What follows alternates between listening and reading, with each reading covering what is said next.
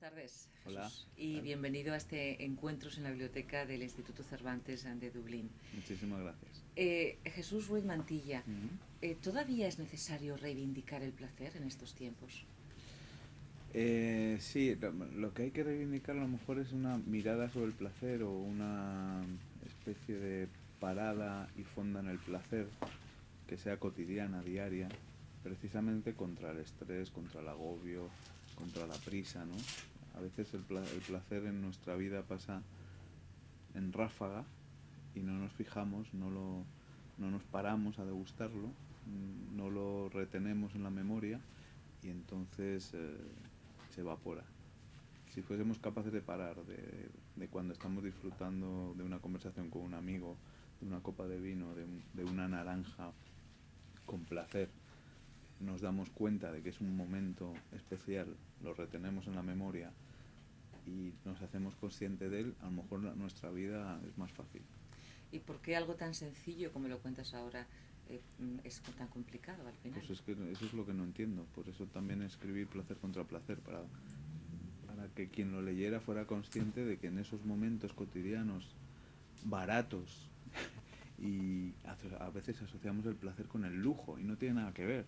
Tiene que ver con una actitud personal y una actitud de sencillez absoluta hacia la vida y lo que nos rodea y a saber y a la conciencia y a la conciencia de que esos momentos son únicos y repetibles a veces, pero que son muy fáciles y muy asequibles para todo el mundo. Entonces no entiendo cómo la gente no se da cuenta de que eso forma parte de los secretos que te pueden hacer más feliz, ¿no?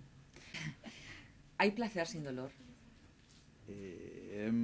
Bueno, puede haberlo, pero a veces generalmente el placer cuesta y a veces hay que trabajárselo.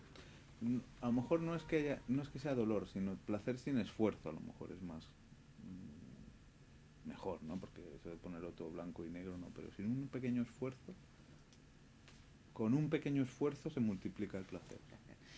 Jesús, ¿cómo defines la literatura de los sentidos?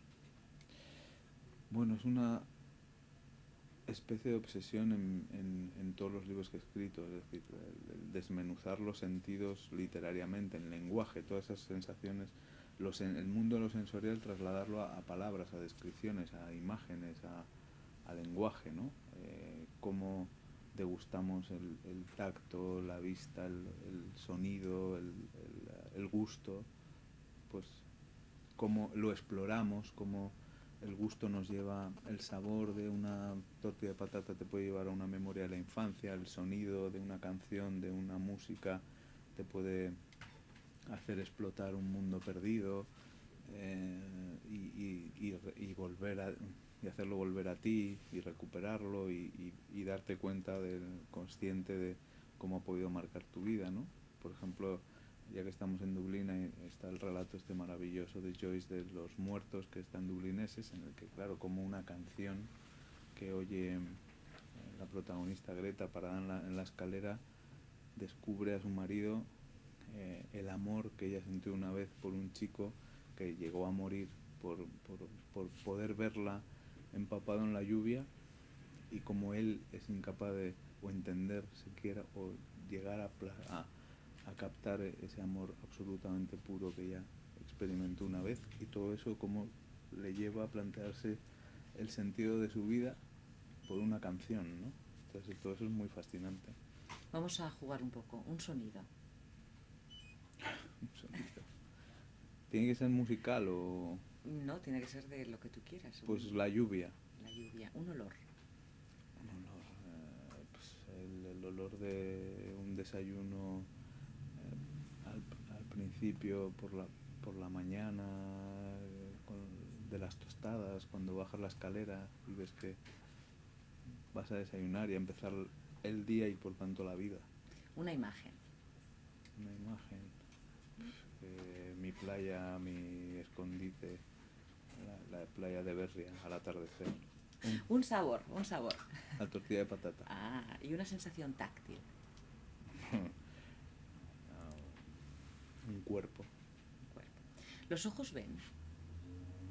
A veces no. A veces no. ¿Qué es ser sabio para ti? A veces no ven porque no miran. Ah, Mm. ¿qué es ser sabio para mí? Bueno, no tiene nada que ver con la cultura, con los libros, es precisamente el saber digerir todo lo que has experimentado, la experiencia y lo que has aprendido, digerirlo bien y convertirlo en una enseñanza que sea crucial para tu vida. ¿Conoces a muchos sabios o escasean? Sí, además trato de juntarme y trato de hablar con ellos muchísimo. No tiene nada que ver ya te digo, con la cultura. Una de las mujeres más sabias que conozco, eh, no es que no tenga una gran cultura, tiene una gran experiencia y una gran mirada y tal, pero no pudo aprender a leer y a escribir en la escuela. Entonces, es muy sabia y ha triunfado en la vida, pero ha llevado una vida tormentosa y me ha enseñado muchísimas cosas y me ha regalado contarme su vida y la estoy escribiendo ahora. Cuando ganaste el premio Sensoví de literatura gastronómica en el 2005, una de las partes del premio eran 6.000 euros para gastar en cualquier restaurante del mundo. Ajá. ¿Dónde te fuiste? Pues mira, fue muy curioso porque había que hacer un relato. Todos los que habían ganado ese premio hacían un relato sobre el restaurante maravilloso al que fueron y tal. Y yo elegí hacer un crucero así muy elegí hacer un viaje con mis hijas, ¿no? Y un crucero. Y entonces siempre recuerdo que llegamos a Grecia, a Atenas, y las niñas tenían tanto hambre, tanto hambre, tanto hambre, que no veían.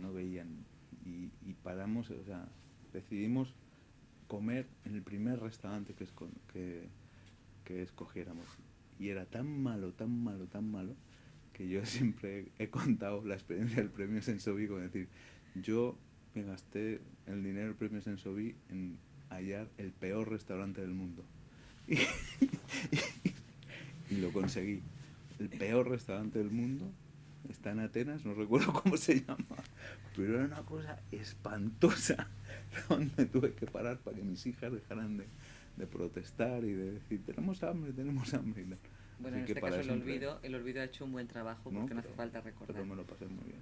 Oye, Monchón, el protagonista de la novela El Gordo, es crítico gastronómico y gordo profesional, pero ¿siempre vamos a asociar la gordura a la comida?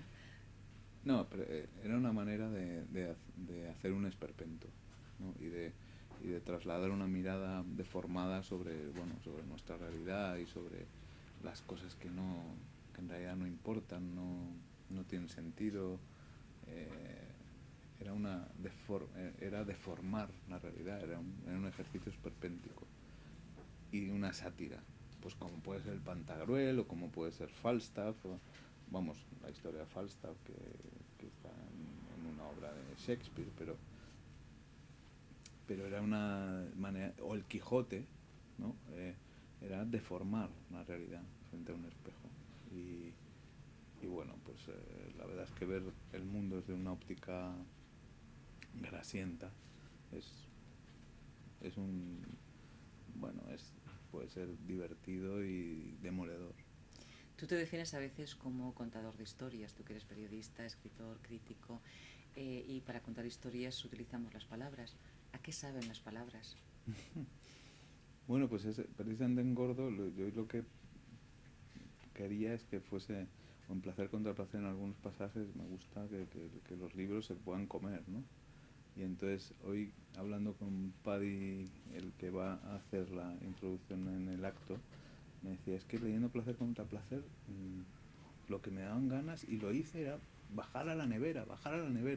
Entonces dije, he ahí que por lo menos he conseguido mi objetivo, de que se coma el libro, las imágenes, las sugerencias que estaba haciendo, ¿no? Entonces yo creo que sí, que las palabras se pueden comer. Bueno, pues muchísimas gracias por estar con nosotros y que el placer te acompañe. Muchas gracias, a mí también.